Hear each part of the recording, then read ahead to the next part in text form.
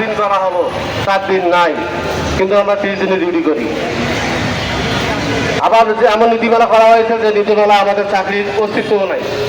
আমরা দীর্ঘদিন ধরে আছি এখানে, কেউ 20 বছর, কেউ 30 বছর এখানে যারা আমরা কর্মরত আছি, তারা আর কোথাও কাজ করার সুযোগ নেই, কারণ আমাদের মেরুদণ্ড ভেঙে গেছে। আমরা অন্য কোথাও কাজ করে খেতেও পারবো না, যেতেও পারবো না, কারো কাছে হাত করতেও পারবো না। এই মতো অবস্থায় যদি আমাদের এভাবে চলতে যায়, তাহলে আমাদের তরুণ কাহিনী আর কে দেখবে? আপনারা জানেন বিগত ঈদের সময় আমরা এই সময় পাইনি, আমরা অনেকে দেখেছি জুন মিটিংয়ে নিযুক্ত হয়েছিলাম, আমাদের কান্তা রোল পড়ে গেছিল, কোনো পরিবারে হাসি ফুটতে পারি নাই, বাচ্চাদের কাপড় দিতে পারি নাই, ভালো খাবার খাওয়াইতে পারি নাই, কারণ যে সামান্য বেতন তাতে আমাদের দিন চলে না, তাতে আবার ঈদের বোনাস করেছে, তারা পেয়ে নিয়েছিল, বিনিময়ে আমরা আমাদের পরিবারকে কিছু দিতে পারিনি। এর তো বড় দুঃখ লজ্জা কি হতে পারে? সংগ্রামী সাথী বন্ধুগণ, এভাবে চলতে থাকা যায় না। তাই আসুন আমরা সবাই, আমরা সারা বাংলাদেশ অনেক কর্মচারী আছি, আমরা যেহেতু গুরু দায়িত্ব পালন করে আছি, আমাদের অধিকারটুকু আমরা এখানে, আমাদের দাবি নয়, আমরা ন্যায্য অধিকারের জন্য আমরা এখানে এসেছি। আমরা অনৈতিক কোনো দাবি, অযৌক্তিক কোনো দাবির জন্য আমরা এখানে আসি নাই। আমরা যাতে এসেছি আমাদের ন্যায্য অধিকার আদায়ের জন্য। যেহেতু এক এক ডিপার্টমেন্টে আমরা দীর্ঘদিন ধরে আছি, সেই আলোকে আমরা আমার অধিকারটুকু আদায় করে থাকবো ইনশাল্লাহ।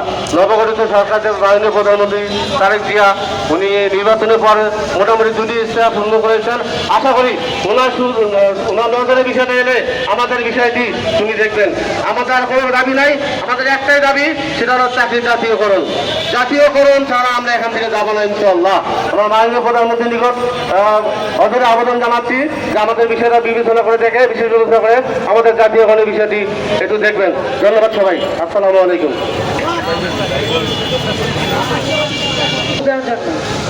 আমি শুরুতেই আমার যেটা আমরা সমাজসেবার থেকে আসছি, এখানে আমরা সমাজের অনেক অবহেলিত, রাস্তায় ভোগঘুরে পাগল এবং যাদের কোনো পরিবারের পরিচয় বা কোনো কিছু নাই, ন্যূনতম আমরা সারা বাংলাদেশের 5টা সমাজসেবার এরকম আশ্রয় কেন্দ্র আছে।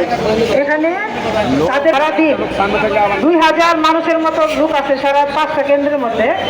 তাদের সেবা আমরা ডেলি বেসিস, দৈনিক মজুরি ভিত্তিক লোকেরা দেয়। যারা রাজস্ব হাতের আছে তারা কিন্তু অফিস টাইম করে চলে যায়, আর আমরা 24 ঘন্টা আমরা সেবা দিই। অথচ ওনারা বলে যে তোমরা কি করো, তোমরা তো কোনো যোগ্যতাই নাই।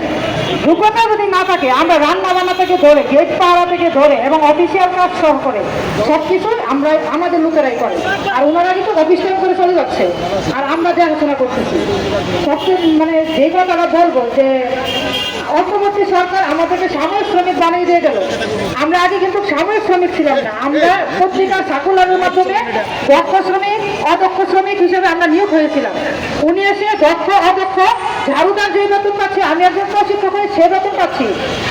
আজকে আমাদের তাহলে একজন ঝাড়ুদার যে বেতন পায় আর একজন প্রশিক্ষক সেই বেতন পায়, এখানে বৈষম্যটা কিভাবে তৈরি করলো?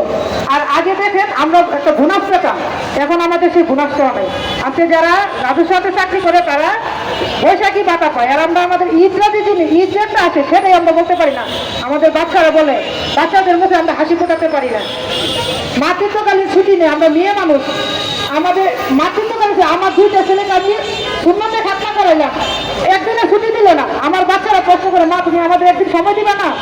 আমরা জাতির কাছে প্রশ্ন রাখি, আমরা কি সমাজের কেউ না? আমাদের কি এই সমাজ কি আমাদের ড্রাইভার নেবে না? বিশেষ কিছু বলবো না, অনেক কিছু বলার আছে।